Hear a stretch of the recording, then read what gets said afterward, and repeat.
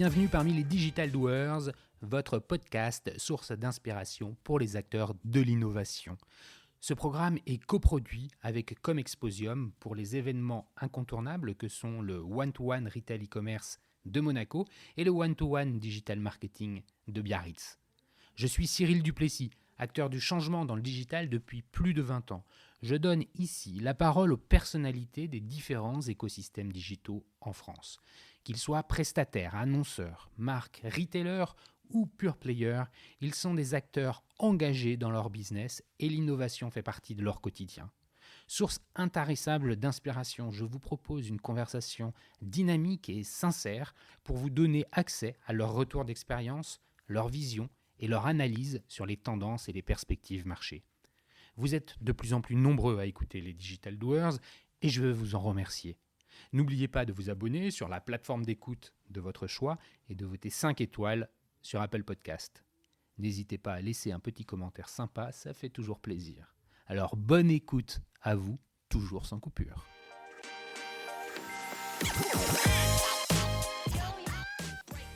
Aujourd'hui, nous allons nous intéresser aux centres commerciaux. Pour parler de ces temples de la consommation, j'ai le plaisir de recevoir Régis Migdal, président du directoire de SCC, Shopping Center Company. Ce nom ne vous dit peut-être pas grand-chose, mais sachez que derrière lui se cachent de nombreux centres commerciaux comme Evry 2 ou Bercy 2. Groupe indépendant depuis plus d'un demi-siècle, SCC est présent dans 6 pays, dont la France, l'Italie et l'Espagne. L'entreprise possède et gère une 50aine de centres commerciaux. Dans un contexte global, où les distributeurs et les marques s'engagent dans des stratégies omnicanales, les confinements liés au Covid, nous enregistrons cette interview le 10 novembre 2020, donc reconfinés, viennent challenger les modèles économiques des malls. Notre invité est donc aux premières loges pour évoquer avec nous les challenges et les réponses innovantes qui sont proposées. Comme d'habitude, notre discussion s'orientera d'abord sur le marché. En cette fin d'année 2020 et dans la situation bien singulière liée au Covid, qui est le consommateur des centres commerciaux, quels sont ses besoins d'achat, bref, comment le marché de Shopping Center Company se comporte-t-il. Ensuite, nous aborderons les réponses et les solutions, quelles sont les évolutions et les adaptations du retail dans ce contexte, comment les centres commerciaux s'adaptent-ils et déploient-ils l'innovation. Bref, je suis ravi de pouvoir échanger avec vous un débat, un échange passionnant sur un aspect clé du commerce, celui des centres commerciaux. Mais avant de commencer, Régis, pourrais-tu te présenter en quelques mots ? Oui, bien sûr. Bonjour Cyril. Donc Régis Migdal. Je travaille sur le secteur des centres commerciaux depuis début des années 2000. C'est comme ça que j'ai découvert cet univers qui, franchement, avant, je ne connaissais pas très bien. Puisque j'ai un parcours professionnel où j'ai essentiellement commencé au niveau développement, je dirais, de start-up, puisque j'ai découvert le monde de l'Internet en 96. Et je sais pas, ça a été pour moi une espèce de révolution et de déclic. Je me suis dit, il y a quelque chose qui est en train de changer sur la planète, il y a quelque chose qui est en train de se faire, il y a un nouveau monde qui est en train de naître, et je pense que ça va balayer et redistribuer entièrement les cartes à plein de niveaux. Et je me suis donc lancé dans les années 90 dans ce monde de l'Internet. Je suis intervenu à différents niveaux, j'ai travaillé pour des startups, j'ai travaillé pour moi-même. Et début 2000... excuse-moi, je te coupe 2 secondes, Régis, tu as un profil qui est plutôt ingénieur, plutôt commercial. Ton niveau d'intervention, il se situe où à ce moment-là ? C'est pas compliqué. Ayant une formation plutôt scientifique, quand j'ai découvert Internet, comme je te le disais, dans milieu des années 90, la première de mes interrogations, ça a été comment ça marche. Donc ça a été un petit peu d'ouvrir la boîte et de regarder l'intérieur du système et comment c'est construit et comment on construit dessus. D'accord. Donc je dirais plus ingénieur pour répondre à ta question plutôt que commercial. Donc moi, ma première des préoccupations, c'était de comprendre comment ça marche. Comment ça marche, comment on fait un site internet, c'est quoi le HTML, c'est quoi un serveur, etc. Et de comprendre tout ça. C'est quoi un moteur de recherche? À l'époque, on parlait d'Alta Vista et de choses comme ça. On parlait de messagerie avec des caramels. Je suis désolé, hein, là j'ai l'air d'un vieux. Non, mais en fait, on est pareil. Les vieux du web, hein, les papis du web, on va dire. Mais c'est un petit peu comme ça que je suis rentré dans le monde de l'Internet. C'était avec cette envie de comprendre comment ça marche, comment ça se développe et comment, quelque part, on peut participer à ce développement de l'Internet. Puisqu'on était quand même dans un monde, je dirais, très cloisonné. Si je prends l'exemple des logiciels, Internet a permis, en fin de compte, de voir naître des logiciels dits open source, de pouvoir faire travailler de façon en collaboratif des milliers de personnes qui ne se rencontreront jamais et qui ne se verront jamais. Bref, j'ai senti cette capacité, je dirais, à faire collaborer un nombre hallucinant de personnes entre elles sur les 4 ou 10 points de la planète, parce que là, on ne peut même plus parler de 4 coins de la planète, mais tous les coins de la planète.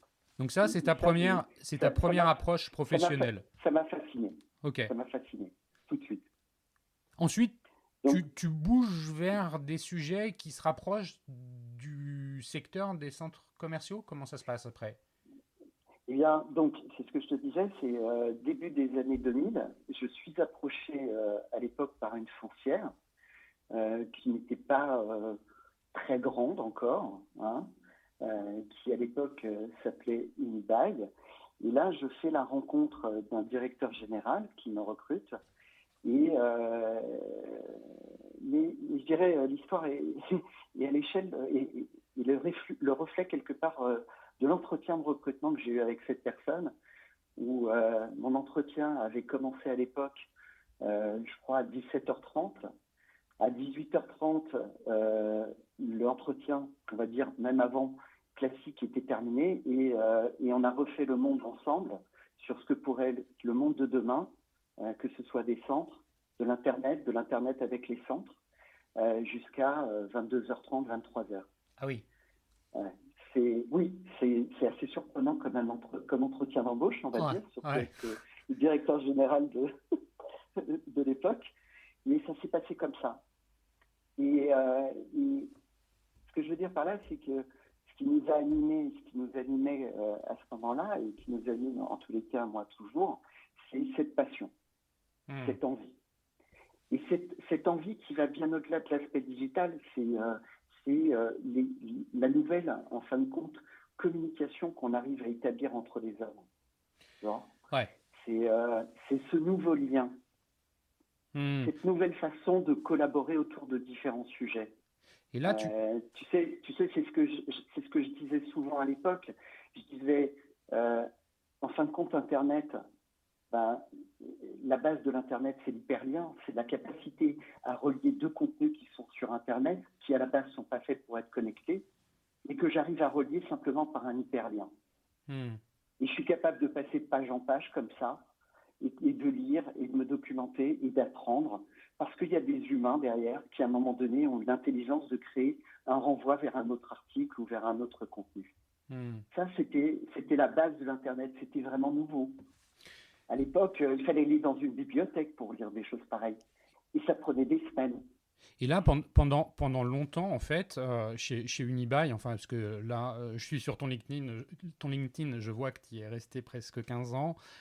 Tu as eu quand même toujours des fonctions liées au digital.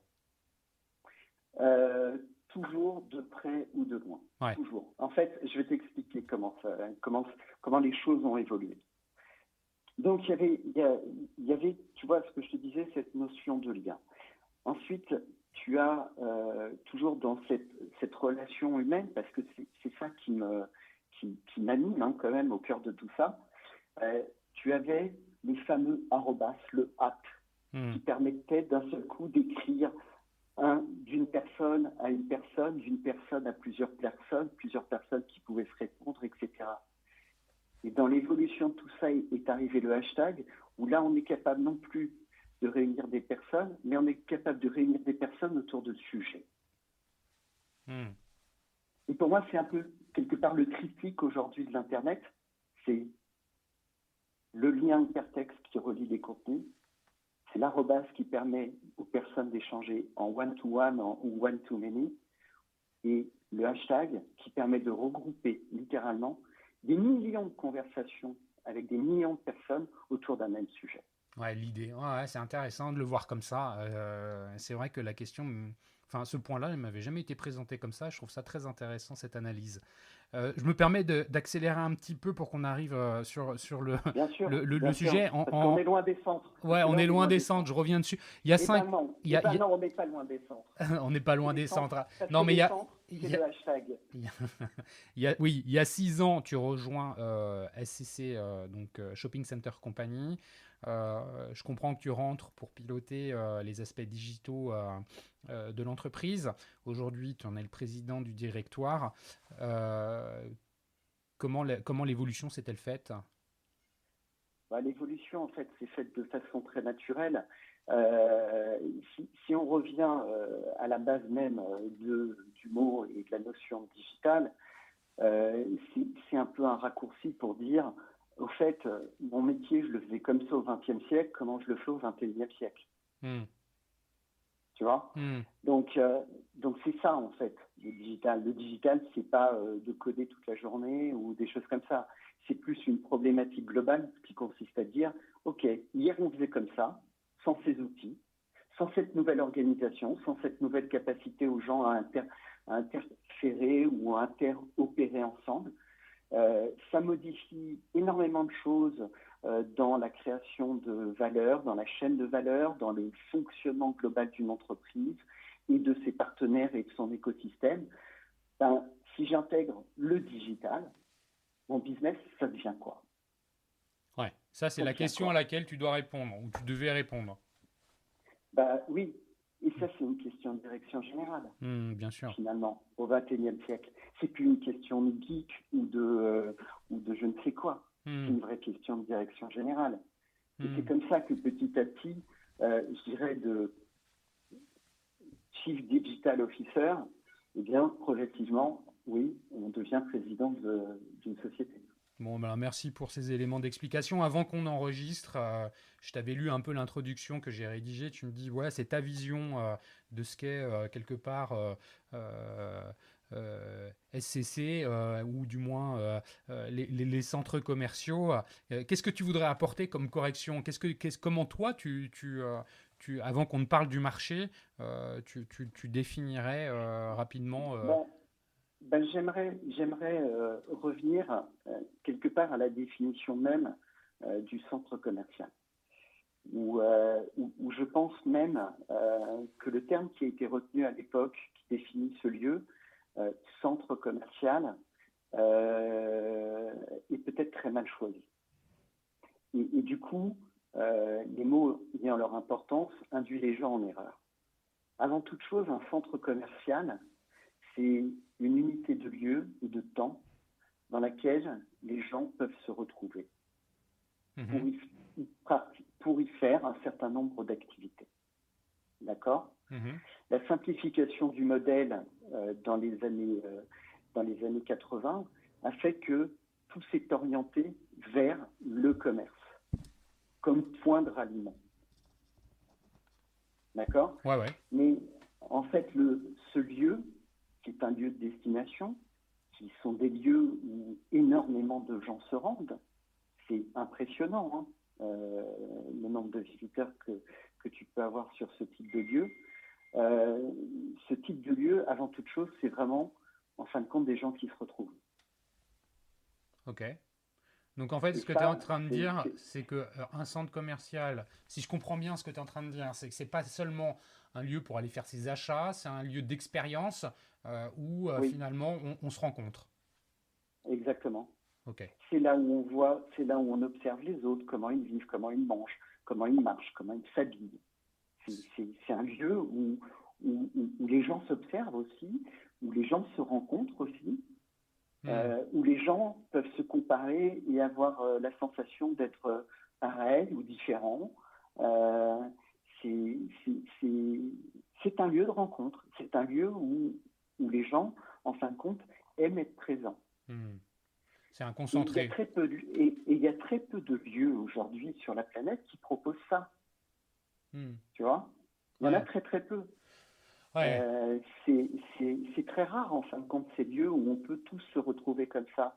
On peut se retrouver pour un moment bien précis, un concert, un match de foot, un truc de sport, foot ou autre, pour se retrouver dans une salle de cinéma et savoir si on rit et on pleure des mêmes choses que son voisin. Là, c'est un lieu beaucoup plus pluriel, qui n'est pas lié à une activité particulière. Même si dans les années 80, le système a voulu et a fait que, en fin de compte, ce lieu s'est très orienté et est devenu, à 99%, je dirais, à l'époque, shopping. Ouais. Ouais, je comprends bien. Voilà, merci pour ce complément d'information, cette définition de ce qu'est aujourd'hui, du moins, un centre commercial. Et même si le mot n'est pas. Les deux mots centre Il est réducteur. Il est Le centre réducteur. commercial, c'est réducteur. Voilà, on a compris que c'était plus qu'un simple lieu pour faire des achats, mais un lieu Mm. d'expérience. Justement, revenons maintenant, prenons un peu le temps de revenir sur les consommateurs. Tu as commencé à en parler, là, justement, de ce concentré social qu'est un centre commercial. On s'observe.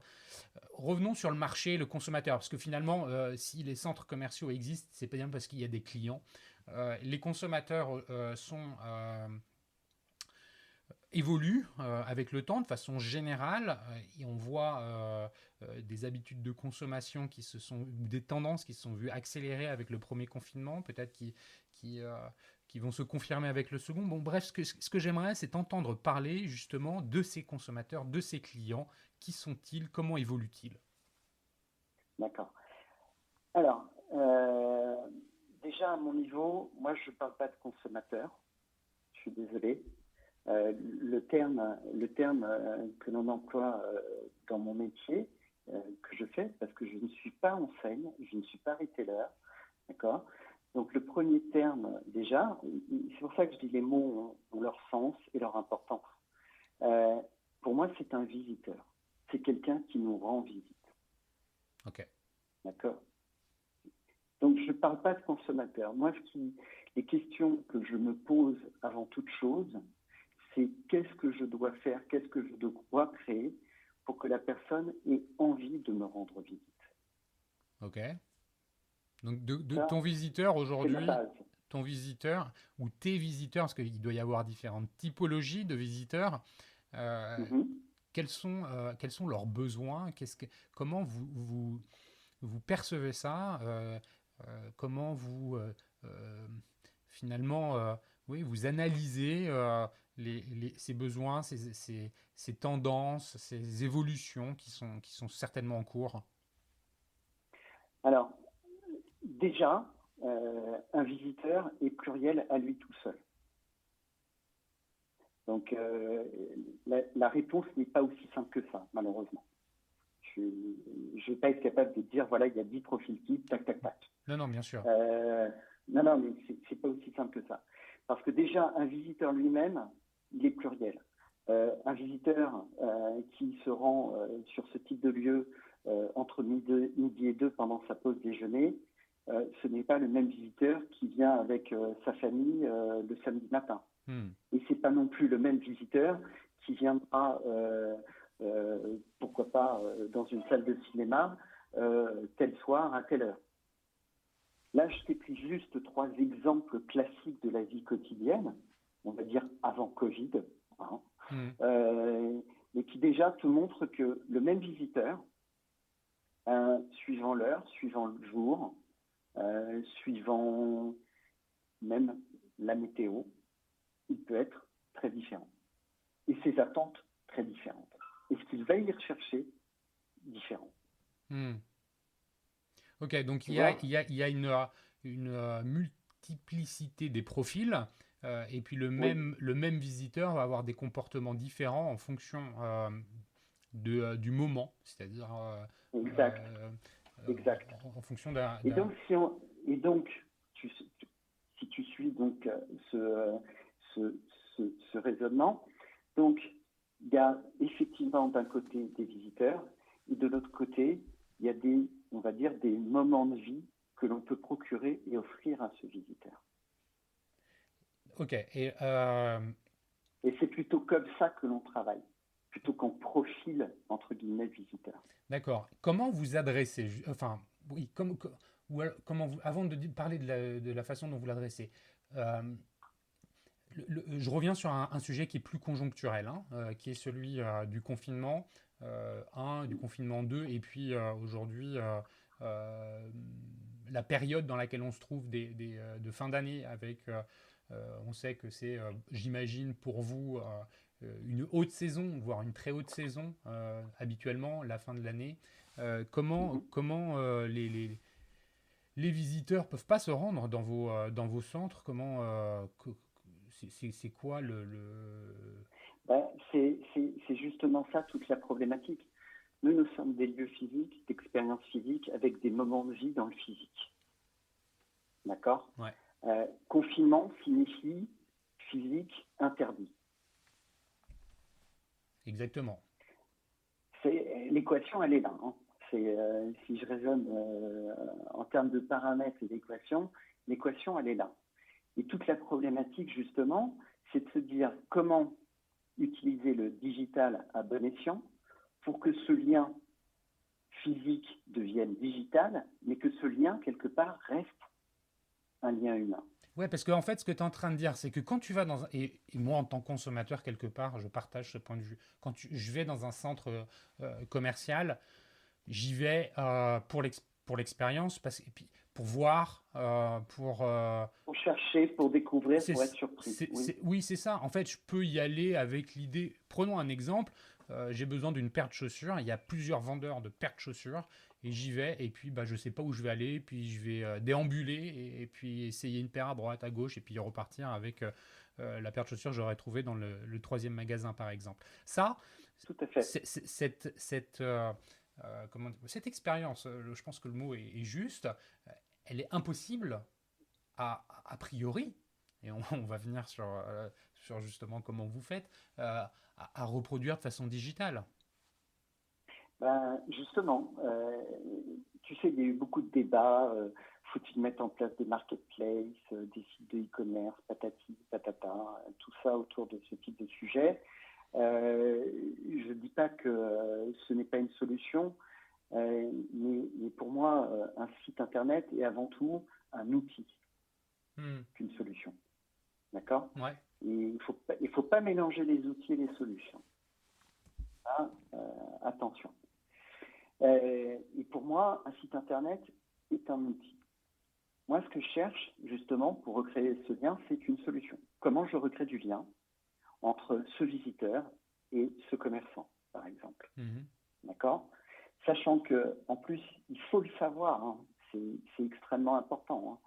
Hein. Ce que je vais dire est loin d'être une évidence dans la tête de tout le monde, mais la plupart des visiteurs de nos centres sont des gens qui viennent avec une très grande régularité, qui connaissent le lieu, je dirais, pas loin comme leur poche, d'accord, comme un quartier de leur ville.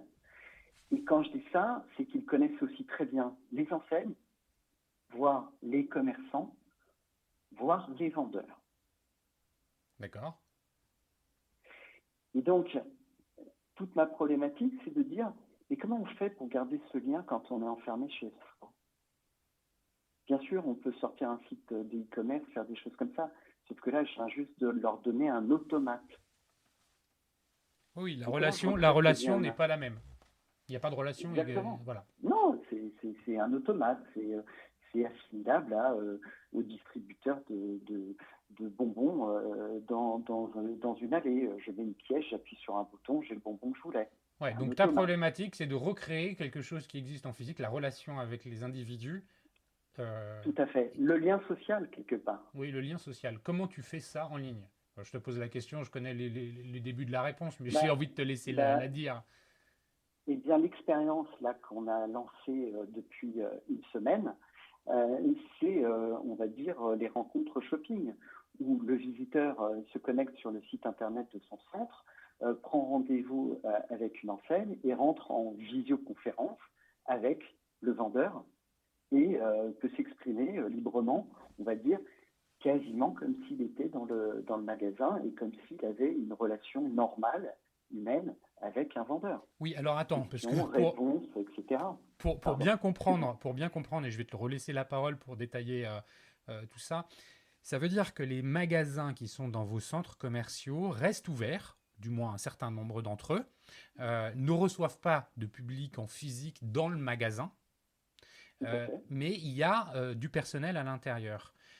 Probablement que les magasins qui sont ouverts le sont aussi parce qu'il y a le click and collect, du moins les consommateurs peuvent venir sur place chercher les achats qu'ils ont effectués en ligne, et vous complétez le dispositif en permettant finalement à vos consommateurs, au travers d'une app du style, je sais pas moi, FaceTime, Zoom, FaceTime, WhatsApp, voilà, WhatsApp, Hangout, etc. Tout ce qui existe sur tous les téléphones.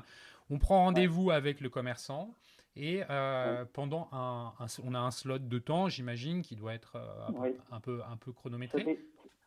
Ça dépend en fait des enseignes qui ont, je dirais, des durées d'actes de vente ou d'achat suivant le côté où on se place qui sont différents. D'accord. Voilà.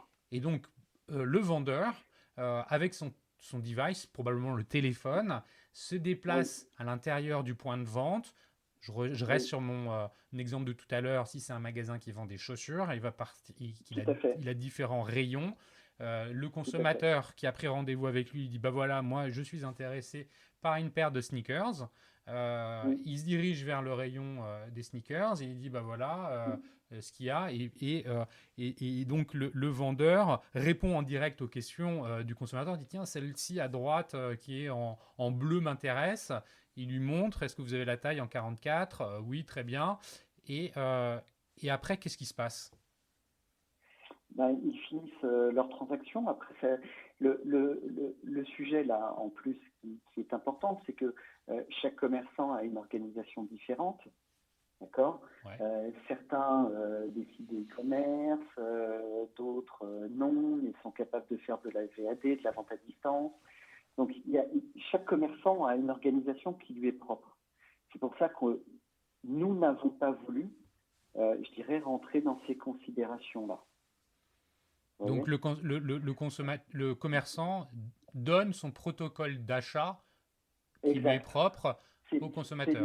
C'est lui qui dit, bon, votre numéro de CD s'il fait de la VAD, qui renvoie vers tel logiciel de paiement en ligne s'il a un logiciel de paiement en ligne. Bref, c'est lui, en fin de compte, qui gère sa transaction et je dirais, et qui organise, en fin de compte, la délivrance de la chose achetée, que ce soit par envoi, que ce soit par click and collect, et sur certains centres où il y a des casiers, par retrait en casier. Voilà. D'accord, donc je continue l'exemple pour illustrer pour nos auditeurs ce que tu nous racontes. J'ai choisi ma paire de baskets. J'ai envie de... Parce que pour plein de raisons, je ne suis pas loin du centre commercial. Je me rends sur place. Click and collect. Click and collect, c'est-à-dire avec le commerçant, j'ai décidé de l'heure à partir de laquelle je pouvais passer chercher la paire de chaussures. Le commerçant qui n'a pas de VAD me fait payer sur son terminal de paiement devant le magasin, et puis je prends la paire de chaussures et je repars avec, c'est ça? Et en retrait, oui, ça peut être ça. Ça peut être ça. Ça peut être ça comme d'autres solutions. Aujourd'hui, vous l'avez déployé où ce visio shopping là?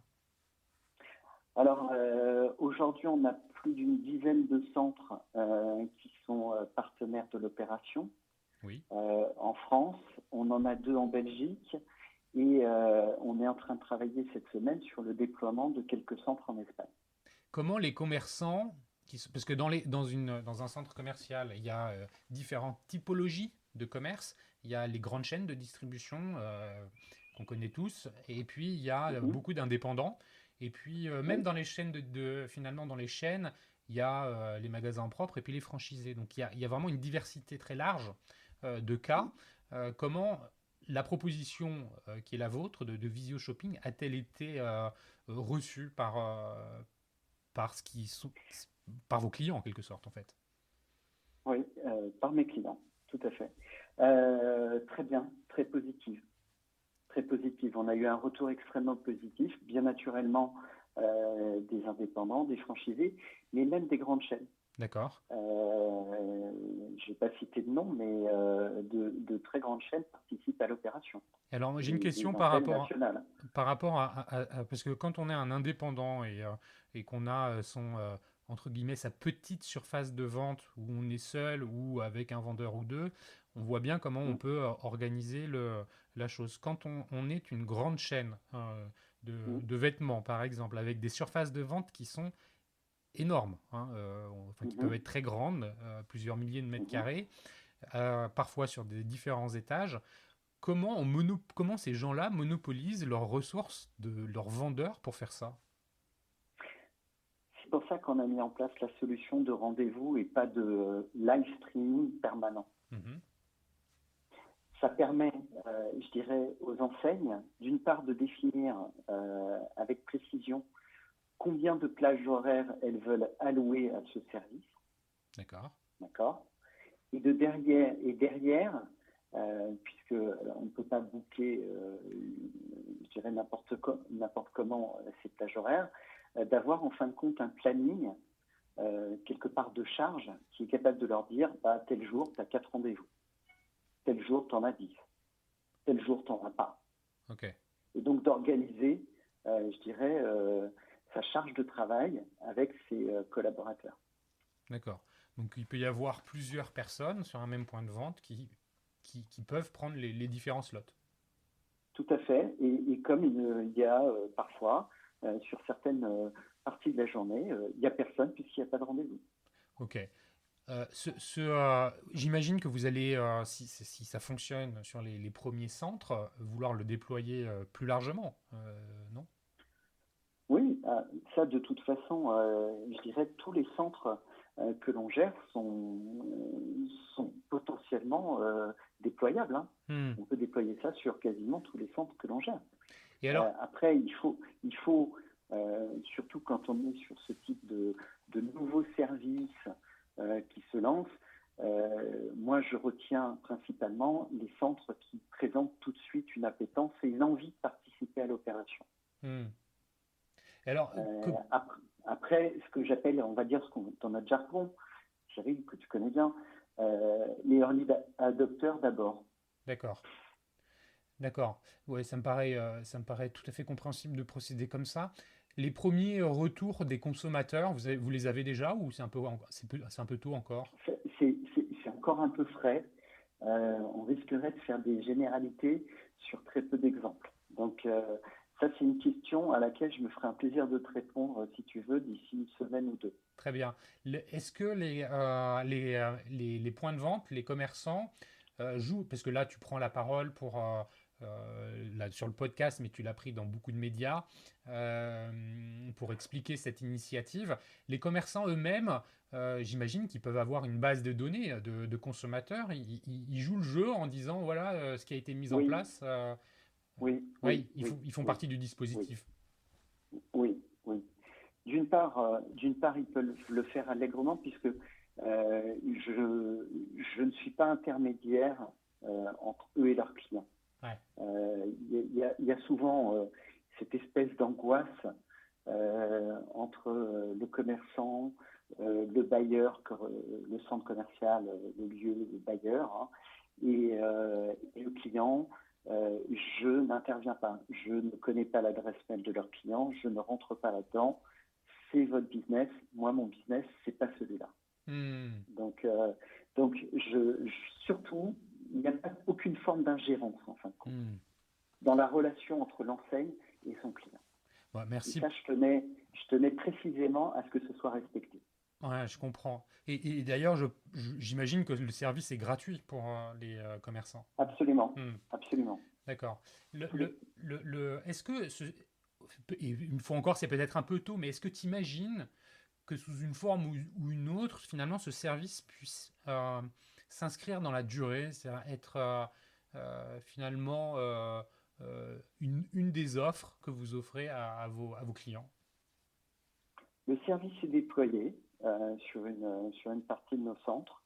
J'ai envie de te dire, on verra. Hmm, On verra. Pour nous, le l'effet actif est très simple. Si les enseignes souhaitent toujours l'utiliser, c'est très simple aussi. Il n'y a pas de question. J'ai envie de dire, c'est une question qui se posera certainement, mais qui n'est pas problématique en soi. Oui, bien sûr. C'est plutôt, en fait, côté du commerçant, savoir s'organiser avec un flux de visiteurs en point de vente et puis gérer potentiellement des demandes, mais ça Des peut, rendez-vous. des rendez-vous, mais ça Des peut rendez-vous. venir compléter les heures creuses. On peut Tout imaginer à fait. ce Tout à fait. dispositif Tout à ouvert fait. aux heures creuses. Tout à Très fait. intéressant. Je disais en introduction que les distributeurs en général, enfin les distributeurs et les marques en général s'engagent, et on le voit bien pendant le confinement, dans des stratégies omnicanales. Euh, comment ça se vit ça parmi vos clients en- L'aspect omnicanal, Ouais, comment ça se dit? ouais. Mais enfin, pour moi, le côté omnicanal n'a jamais été une dualité. Ça a été beaucoup mis en place au départ quand les plateformes de e-commerce, et puis vu mon passé, c'est pas moi qui vais dire le contraire, la mise en place de sites e-commerce versus point de vente physique, pour moi, c'est pas quelque chose qui s'oppose. Non, C'est bien quelque sûr, chose qui se complète. bien C'est sûr. quelque chose qui se complète. Pour moi, le e-commerce aura toujours cette notion de praticité, d'accord? Mhm. Donc, on est tous à un moment donné dans le besoin de réaliser des actes d'achat en mode pratique. Je vais prendre un exemple très bête, hein. Une bouteille d'eau, j'ai pas besoin de la voir, ça va pas être une grande expérience pour moi que de l'acheter, Mhm. d'accord? Ouais. En revanche, j'en ai besoin. Si on me donne un système qui me permet de cliquer et de la voir rapidement sans me déplacer, parce que voilà, c'est pas une expérience de vie, on va dire, ben, je vais le faire. Ouais. D'accord? Si en revanche, je suis plus dans l'aspect, on va dire, plaisir, là, je vais pas me précipiter sur un site de e-commerce. Ouais. Et justement, l'aspect plaisir, l'aspect expérientiel, pendant les fêtes de fin d'année, il est très fort dans les centres commerciaux. Absolument, Il y a une... il est crucial. Oui, parce que ça fait vivre la fête. Il y a les décorations qui sont là, les animations autour Tout à fait, de tout tout à ça. fait, tout à fait. Ça, ouais, vous allez pas décorer vos centres commerciaux s'ils sont fermés. Ben, on espère que cette fermeture n'est que temporaire et que justement on pourra offrir ce plaisir à nos visiteurs, Mhm. de célébrer quand même et d'avoir quand même ce goût de Noël, ce plaisir de Noël. Parce que dans nos visiteurs, il y a quand même toute la population des enfants. Je pense que c'est pour un enfant, pas pouvoir véritablement célébrer Noël, c'est une énorme déception. Je ne sais pas si tu as des enfants, Ouais, mais j'en ai trois et euh, je partage ce point de vue. Et c'est vrai que... euh, je euh, pense que là, la frustration va être terrible. Hein. ouais, ouais, ouais. Dur pour les parents. Hein. Ouais, ouais. Ouais, c'est vrai, hein. C'est vrai. Et puis pour les enfants. Et il est vrai que finalement, emmener un enfant dans un magasin en visio, ça a plus de sens que de le faire naviguer sur une page d'un site internet. Ouais, en plus, pour faire ça, sur Internet, aujourd'hui, ils n'ont plus besoin de nous. Hein. Non, c'est vrai. Ils apprennent très vite et sont plus efficaces que nous par moment. Bon, en tout cas, Régis, merci beaucoup de nous avoir donné tes éléments d'explication, ta vision, ton analyse et de nous avoir surtout présenté le visio shopping. Je trouve cette initiative merveilleuse, euh, Merci. vraiment cohérente par rapport à la proposition de valeur d'un centre commercial, même si je n'aime pas ce mot-là, euh, c'est le dénominateur commun pour le. Non, Enfin, c'est pas que je l'aime pas, c'est qu'il est tout de suite réducteur. C'est ça que je veux dire. on a bien compris ton point de vue, mais tu admettras que c'est celui qui est employé par l'immense majorité des gens Ah pour oui, oui, définir le lieu bien sûr, bien où ils sûr, vont vivre bien leurs sûr. expériences. Donc il y a cette vraie cohérence. Merci de nous avoir présenté ça, de nous avoir livré ton point de vue, tes analyses. Merci à vous tous qui écoutez les Digital Doers. Merci à Comexposium, l'organisateur de l'événement One-to-One Retail e-commerce de Monaco et One-to-One Digital Marketing de Biarritz pour la coproduction de cet épisode. Vous pouvez m'envoyer des messages directement via LinkedIn ou sur le site lesdigitaldoers.com. Régis, merci beaucoup et à bientôt. Merci Cyril.